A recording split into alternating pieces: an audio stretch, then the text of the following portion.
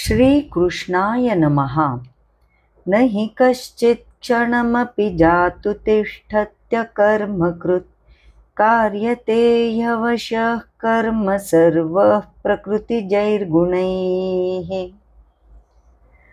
कोणताही मनुष्य एका क्षणासाठीही निष्क्रिय राहू शकत नाही, कारण प्रकृतीच्या गुणांनी परतंत्र झालेला मनुष्य कर्म करण्यास भाग पाडला जातो.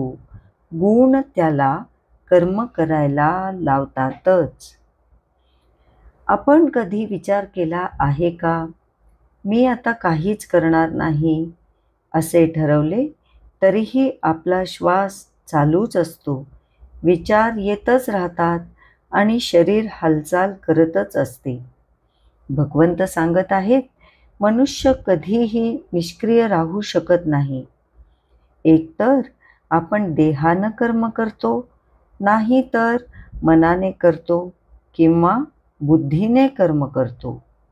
जिथे स्थूल शरीराशी अहंभाव जोडलेला आहे, मनोमय कोशाबरोबर अहंभाव जोडलेला आहे, विज्ञानमय कोशाशी अहंभाव आहे, तोपर्यंत आपण शारीरिक, मानसिक आणि बौद्धिक कर्म करतच राहणार.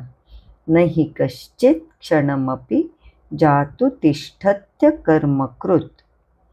सत्व, रज, तम हे 3 गुण प्रकृतीचे अंश असल्यामुळे आपल्यामध्येही आहेत आणि ते आपल्याला विवश करून इच्छा नसतानाही सक्तीने ते कर्म करण्यास भाग पाडतात.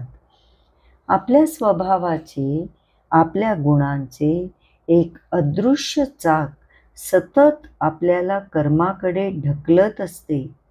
म्हणून कर्म टाळणे हा पर्यायच नाही.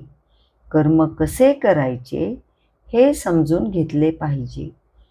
कर्म फक्त स्वार्थासाठी असेल तर ते आपल्याला बांधते, पण प्रत्येक कर्म जर भगवंताची पूजा असे मानून केले तर कर्मयोग होतो.